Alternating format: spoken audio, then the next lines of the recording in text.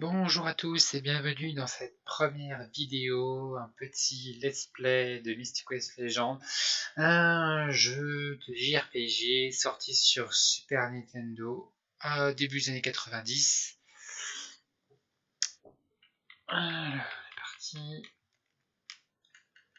Alors le jeu, j'y jouais quand j'étais petit, KO, très longtemps. Hop, on va prendre le nom original, on peut même pas sur la version française, oh de la merde. Hop, NG, hop. Alors, le jeu, qu'est-ce que c'est? Un JRPG à l'ancienne où un héros, donc commençons dans original version V, version américaine, c'est Benjamin, dont son village a disparu, et quand son village disparaît, forcément, on monte une montagne, on n'a que ça à faire. Alors que la montagne est en train de se casser la figure, hop, on suit les petites indications du personnage qui nous accompagne et qui va nous raconter l'histoire. Alors, l'histoire du jeu, qu'est-ce que c'est? Pour faire simple, le monde est divisé en 4 parties, l'eau, le feu, le vent, la terre, et au milieu se trouve la tour focale, qui soit, comme dit, les 4 cristaux, chacun détenteur de pouvoir, a été volé par un monstre, et depuis, bien sûr, il se passe plein de trucs dégueulasses. Donc forcément, alors, chaque cristal est défendu par un boss et deux sous-boss. Le premier sous-boss, le voici, Taurus. Il n'a qu'une attaque, c'est le coup de corne qui fait 6 points de dégâts, et nous on a notre attaque épée qui fait 25. Le jeu se déroule au tour par tour, avec bien sûr le personnage qui va le plus vite attaque en premier, c'est très facile. Pour le moment, nous n'avons pas de magie, nous n'avons que. On n'a pas beaucoup de choses à faire. Alors, la fuite, programme obligatoire, vous ne pouvez pas le faire. Le contrôle quand vous avez un allié. Et au niveau des combats, vous avez les attaques classiques, les sorts, les objets, le poisson est vide, et la défense pour pouvoir se protéger. Le premier combat, c'est simple, vous mettez des coups d'épée et vous attendez la joue. À moins d'un coup critique, ça prendra 4 tours pour le tuer, et lui ne peut normalement pas vous tuer sans coup critique non plus.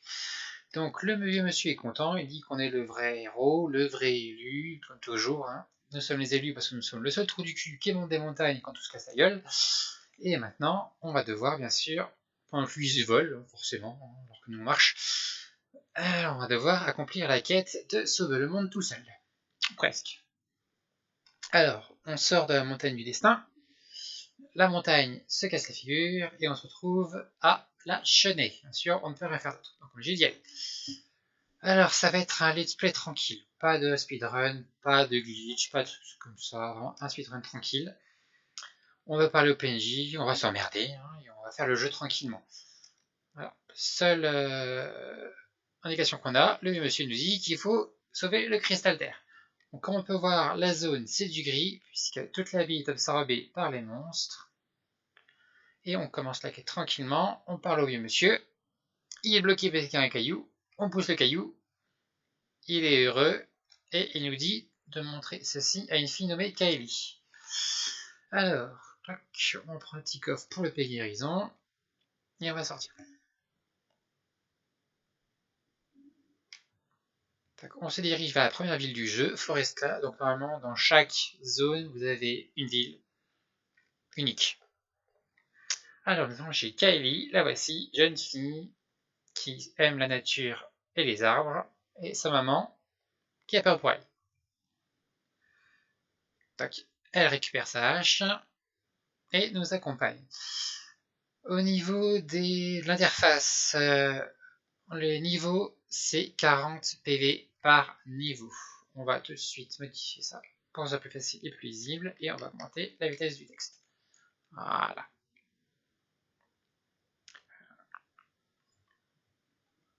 Hop. Pour l'instant, pas grand chose à dire. Là, on avance. Le jeu s'appelle Mystic Quest Legends en français. La version originale, c'est Final Fantasy Mystic Quest, développé par Square. Il fait, bien sûr, c'est un très bon jeu. Beaucoup le considèrent comme un sous-RPG, puisqu'il est très simple. Il n'y a pas vraiment de grosses difficultés. À partir du moment où on connaît un minimum le jeu, il n'y a pas vraiment grand chose à dire. C'est les bases d'un Final Fantasy. Vous avez des cristaux, vous avez des monstres, vous avez un héros. Pas de classe pour ce jeu. Un héros et un allié qui va changer au fur et à mesure du jeu. La première, Kylie, possède juste une hache et un sort pour soigner qui s'appelle le sort vie. Tac. Voilà. Premier ennemi. Alors, les ennemis, on va passer Kylie en manuel, donc attaque, sort, objet, défense, comme toujours, en attaque. Droite, et la même chose pour votre allié. Votre allié qui possède, elle, un sort blanc. Et c'est tout. A noter qu'en français, les armes n'ont pas de nom spécifique, c'est HA, griffe A, griffe A, HA, épée A, et les bombes gardent leur nom. Alors que normalement, en version américaine, chaque arme ainsi que chaque armure possède un nom spécifique. Alors, en fait, chaque bataille, on gagne des pièces d'or, on gagne de l'expérience, on dans tout bon RPG. On va farm un peu, juste pour pouvoir passer au moins niveau 3 avant d'affronter le sous-boss de cette zone.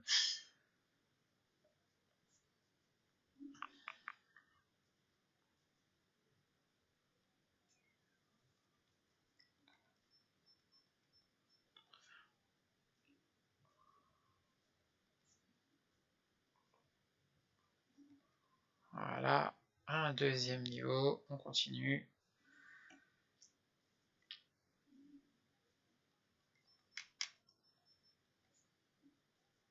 Bien sûr, le coup critique, ça existe, comme dans tous les bons JRPG.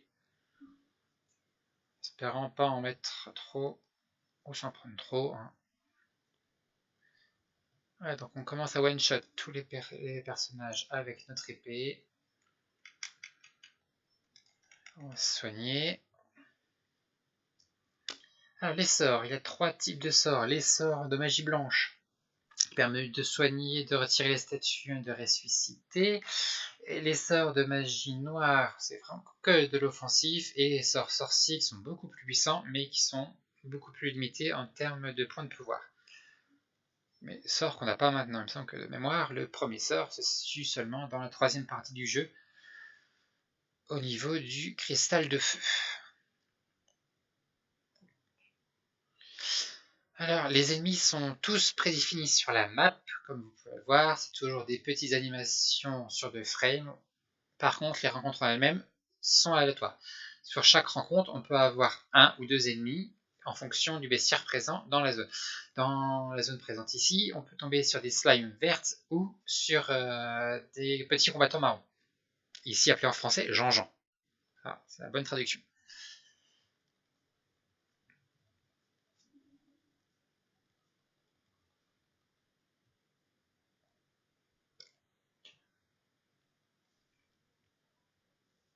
Ah, bon, après, on a la chance, on a forcément des rencontres à 3 d'adversaires qui vont avoir plus d'XP. Sachant maintenant, on one-shot absolument tout le monde avec notre épée, donc les combats font très vite, surtout si l'adversaire n'attaque pas.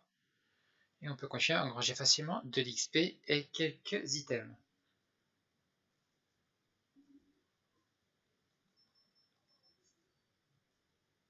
Je suis plus rapide que Kaeli. On fait toujours moins de dégâts par contre.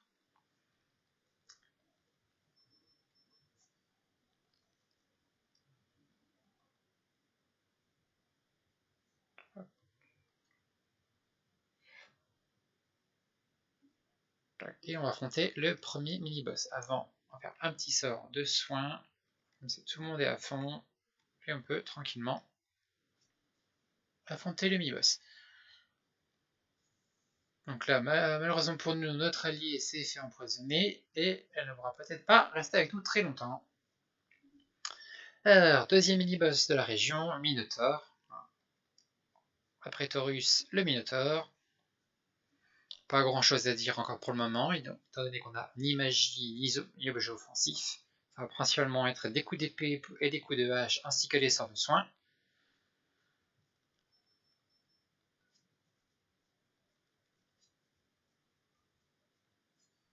Alors, petite remarque, vous avez pu voir sur les ennemis basiques possèdent 2 Zeta, quand ils sont en pleine forme et quand ils sont endommagés, les boss et sous-boss, eux, peuvent prendre 3 états, voire 4 pour les boss de cristaux. Hop, donc Kaeli s'en va du groupe, mais elle nous donne sa hache. On a une arme un peu plus puissante. Pour les armes, alors, on a ici pour l'instant que l'épée A et la hache A. Vous voyez, la force d'attaque est différente. Et on a en fonction, là on peut voir la différence. Et au niveau des armures, pour l'instant, nous possédons que la cote de maille A. Il y a le bouclier, le bijou et le home. Sachant que nos partenaires possèdent leur propre équipement, on ne peut pas les équiper. Et qu'un objet plus puissant sera forcément équipé. Parce que à un moment, vous avez la côte de maille C, vous ne pouvez pas revenir à la côte de maille A. Pour l'histoire, la Kaeli vient se reposer, nous devons la soigner en prenant l'élixir se trouvant dans ce coffre. Malheureusement, celui-ci est vide, car un petit ninja du nom de Tristan a déjà volé la popo. Voici le ninja. Bon, 9000 PO pour pouvoir récupérer le truc, hein, pas déconner. Nous on touche que 2 pièces d'or par mois, alors qu'on n'a plus le village. Un peu compliqué.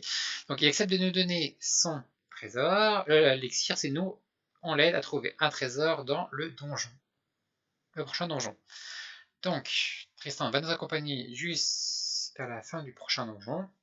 Il s'agit d'un ninja possédant un seul sort, comme Kaili, le sort de vie, il possède 7 pp. Et en arme, il possède un shuriken qui inflige la paralysie, je crois que c'est le poison de mémoire. Toc. Alors, pour toutes les musiques, si vous pouvez trouver sur YouTube, les musiques sont juste géniales. On n'a pas grand chose à dire. C'est vraiment une très bonne musique, une musique de combat, une musique de boss, ainsi qu'une musique d'ambiance. Entre différentes zones, on peut tomber sur des batailles. Les batailles, c'est 10 rencontres aléatoires contre des ennemis de la zone. À la fin des 10 batailles, vous remportez soit un objet, soit juste de l'XP, soit juste des golds. Là, vu que c'est un petit let's play tranquille, on va pas trop on va toutes les faire tranquillement, il n'y a pas grand chose, ça nous permet de continuer à pexer tranquillement pour notre perso, sachant que nos alliés ne XP pas. Ils restent bloqués à leur stats et à leur niveau actuel. Sachant que malgré que Tristan soit niveau 7 et qu'il devrait avoir 280 points de vie, le jeu triche déjà, il lui donne 360 HP. Pendant tout le reste de la partie, ils vont gruger. Donc là, normalement, il devrait être niveau 9, mais ils l'ont mis niveau 7. Pas grand chose à dire, on continue. Petite session pas très intéressante. Sachant que au niveau des faiblesses, les ennemis possèdent eux-mêmes des faiblesses, sachant qu'un arbre, si vous l'attaquez avec une hache avec un sort de feu, prendra plus de dégâts que si vous l'attaquez avec une épée ou avec un sort d'eau. Pour le moment, ça n'a pas trop d'importance, mais quand on va aller dans la région de l'eau, la région de la glace plutôt, et ensuite la région du feu, les sorts inverses pourront faire de très gros dégâts.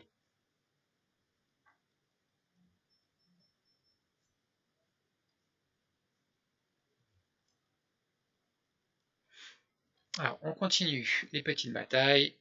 Pour le moment, c'est simplement du spam de boutons bras. Hein. On valide, on tape, on tue et on passe à la suivante.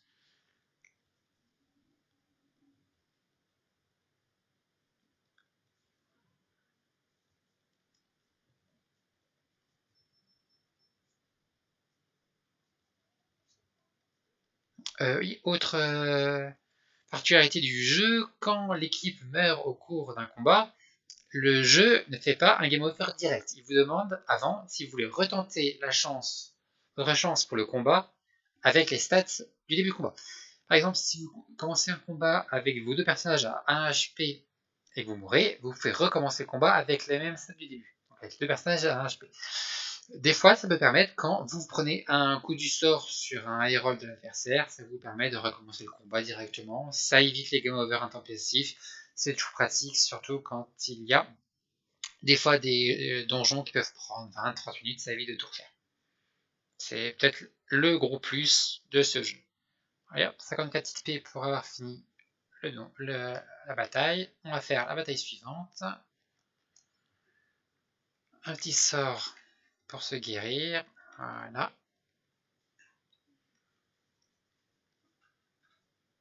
Oui, le décor a changé, mais les ennemis, c'est toujours les mêmes.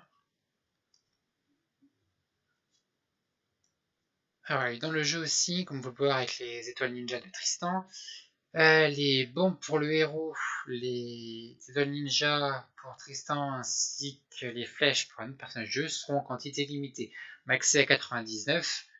Et quand ils n'ont plus d'items pour pouvoir attaquer, ils attaquent à coup de poing, ce qui est beaucoup moins pratique, beaucoup moins fort. Et c'est pour ça qu'il faut toujours veiller à ce qu'ils aient au moins des projectiles sur eux pour pouvoir attaquer correctement. Les animations sont toujours très simples, c'est pas des grosses animations, mais le jeu est bien fait, il est assez rapide quand même pour un jeu quand même qui date de plus de 20 ans maintenant, 30 ans quasiment.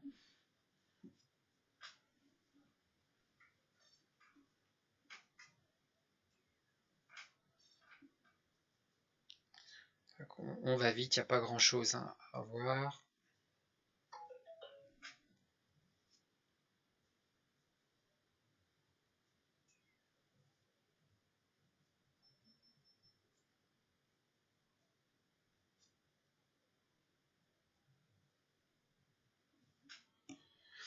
Allez, on continue.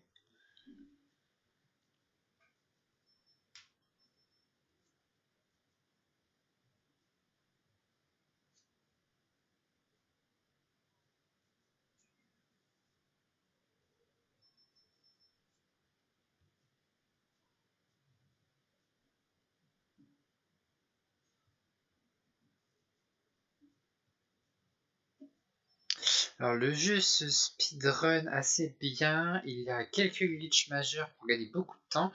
Si vous voulez plus d'informations, vous pouvez voir directement sur speedrun.com. Les speedruns 10% et 100% américains et européens sont détenus par un Allemand. Le speedrun 10% se fait en 1h45 et le 100% doit se faire à peu près en 2h30, il me semble de mémoire. Et chaque glitch est indiqué et aussi très bien expliqué par le speedrunner en plein milieu du jeu. C'est vraiment très bien pour ceux qui veulent se lancer, pour ceux qui ont envie.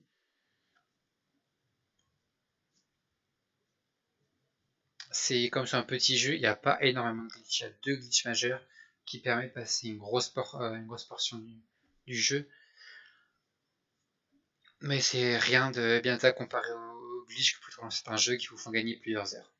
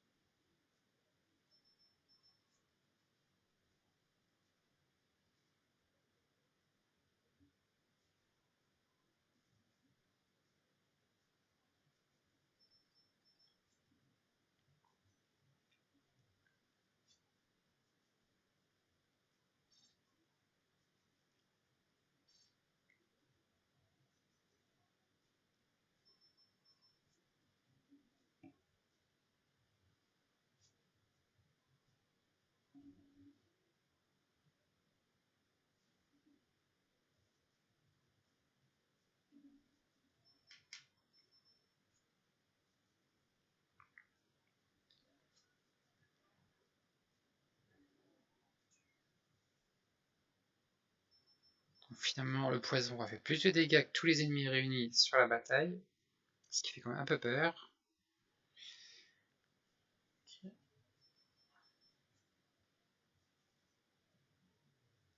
Alors, il ne reste plus qu'une. On va profiter du combat pour soigner directement nos persos. Sachant qu'une chose, c'est que le sort vie, pendant les combats, vous retire tous les statuts, poison, paralysie, aveuglement et autres. Cependant, en dehors, en dehors des combats, le sort vie ne vous enlève pas vos statuts. Vous serez obligé à chaque fois de pouvoir devoir utiliser des P santé ou vous soigner directement dans les auberges pour pouvoir Vous vous souvenez, là, Tristan est tombé à cause du poison. Si on peut le tuer, hop. Voilà. Finalement épuré, on a gagné un petit objet, le charme, qui s'équipe automatiquement.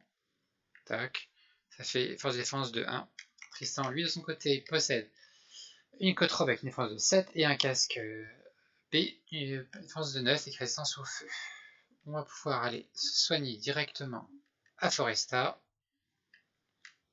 Et ensuite, nous pourrons attaquer le premier donjon.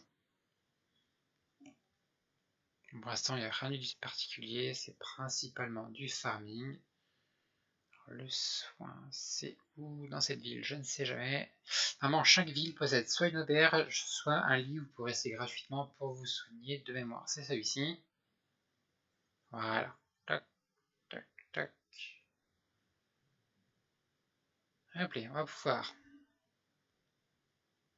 aller au donjon.